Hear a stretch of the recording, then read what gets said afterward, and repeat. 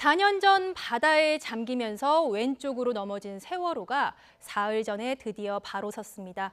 3시간 10분 동안 많은 국민이 이 모습을 숨죽여 지켜봤을 겁니다. 특히 세월호 희생자 가족들은 역사적인 날이라며 기뻐했습니다. 하지만 아직은 끝난 게 아닙니다. 이번 직립 과정부터 앞으로 해야 할 일들을 궁금한 취재 기자와 연결해서 얘기 나눠보겠습니다. 이승배 기자. 네, 전국부입니다. 네, 참 가슴 뭉클한 순간이었습니다. 저도 세월호 선체가 서는 모습을 화면 통해서 지켜봤는데요. 이렇게 쉽게 세우나 하는 생각도 들었습니다. 현장에서 지켜본 분위기는 어땠나요? 네, 저는 당시 현장 중계를 하면서 작업 모습을 지켜봤었습니다. 생각보다 작업이 빠르게 진행이 돼서요. 바뀐 내용을 실시간으로 전해드리려고 진땀을 뺐습니다. 애초에 기존에 알려진 작업 예상 시간은 4시간가량이었습니다. 정확히 오전 9시에 시작을 했으니까요. 쉼없이 작업을 한다고 해도 오후 1시쯤이면 끝날 것으로 봤습니다. 그런데 이 당일 현장에서 세부 작업 시간표가 배포가 됐는데요. 그곳에 적힌 작업 완료 시간이 11시 55분이었습니다. 그러니까 1시간 정도 더 빨리 끝내겠다는 말이었습니다. 실제 작업 역시 예상을 크게 벗어나지는 않았습니다.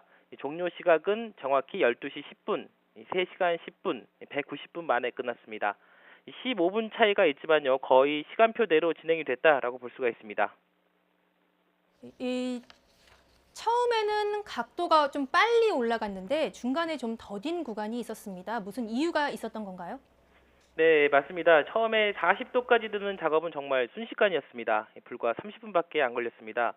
하루 전 사전 연습 때 이미 그 세 줄이 선체에 걸리는 현상 등을 꼼꼼하게 정비해서 그런지 순조롭게 진행이 됐습니다. 하지만 바로 다음 작업이 고비였습니다. 선체를 40도에서 60도까지 세우는 구간이었습니다. 그 전까지는 앞줄에 있는 크레인 세 줄 힘으로만 올렸다면요. 이 구간은 뒷줄 힘으로 당겨야 하는, 그러니까 무게 중심이 바뀌는 순간이기 때문입니다. 자칫 균형을 잃으면 선체가 기울어질 수가 있어서 신경을 쓰다 보니까 다소 시간이 걸렸습니다. 이 구간을 지났는 데만 1시간이 조금 넘게 걸렸고요. 다음부터는 다시 작업에 속도가 붙었습니다. 그리고 마침내 낮 12시 10분 최종 목표인 94.5도를 세우는 데 성공했습니다. 네, 94.5도. 궁금한 게요. 직립은 90도로 세운다는 걸 뜻하는데 왜 94.5도죠? 네, 저도 사실 왜 90도가 아니고 94.5도일까 궁금했습니다. 저뿐만 아니라 이 현장에서 이 질문을 하는 기자들도 참 많았습니다. 이유를 물었더니요, 현장 관계자는 이렇게 답변을 했습니다. 세월호 선체가 가라앉으면서 왼쪽이 많이 찌그러져 있거든요. 당시 이 바닷속 암벽에 수평으로 4.5도가 뉘어져 있었고, 그 상태로 아래에 인양빔을 받쳐서 바다에서 건져 올렸다는 것입니다. 원래 직립은 90도가 맞지만 그래서 이 찌그러진 만큼 4.5도를 더 세웠다고 했습니다. 네, 그렇군요. 이 세월호가 바로 서면서 그동안 안 보였던 선체의 좌현, 그러니까 바닥에 붙어 있던 왼쪽 부분이 드러났습니다. 그러면서 그동안 침몰 원인의 하나로 제기됐던 외부 충돌설에 대한 질문도 나왔는데 선체 조사위원회는 일단 그런 흔적은 안 보인다라고 했죠? 네, 맞습니다. 이 세월호 직립 성공 이후에 목포 신항 현장에서 간단한 브리핑이 있었습니다. 그 자리에서 김창준 세월호 선체조사위원장은 이렇게 말했습니다. 외부 충돌설에 대한 질문에 이렇게 답을 했는데요. 현재 눈에 보이는 현판을 보면 뚜렷하게 어떤 외부 충격으로 함몰되거나 손상됐다고 할 만한 부분은 별로 안 보인다라고 말을 했습니다. 육안으로는 외부 충돌설을 입증할 만한 뚜렷한 증거는 보이지 않는다는 겁니다. 하지만 세월호를 바다에서 들어올릴 때 받쳤던 인양 빔이 아직 선체에 붙어 있어서요. 현재는 좌연이 완전하게 보이지가 않습니다. 인양 빔을 떼내기 전에 선체 추가 보강 작업을 해야 되고요. 또 안전성 검사를 해야 돼서 한꺼번에 뗄 수는 없습니다. 이 좌연을 완전하게 보려면 적어도 2주 가량은 더 시간이 더 걸릴 전망입니다. 하지만 김창준 위원장은 이런 말도 했습니다. 몇 가지 용역 결과를 받아보니까 물리적으로 설명이 안 되는 현상이 있어서 조사를 하고 있고 아직 결론은 나지 않았다며 여지를 남기기도 했습니다.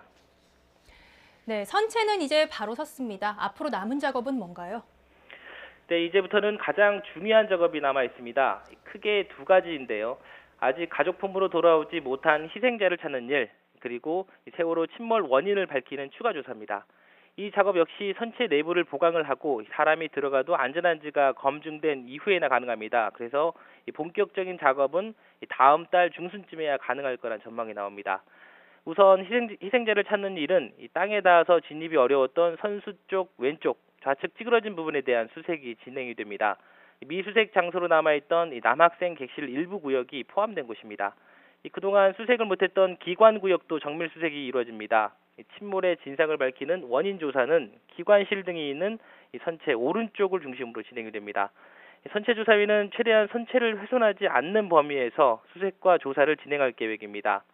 오는 8월 6일까지가 이 선체 조사위 활동이 끝나는 기간입니다. 그래서 시간이 넉넉하지가 않습니다. 그래서 수색과 정밀 조사는 두 작업이 함께 병행이 될 것으로 보입니다. 네, 중요한 과제가 또 하나 있죠. 보존입니다. 수색과 조사가 끝나면 세월호 선체는 어떻게 되는 건가요? 일단 어디에 세월호를 둘지가 정해져야 합니다. 현재 5곳이 거론이 되고 있는데요. 안산과 진도, 목포, 그리고 인천과 제주입니다.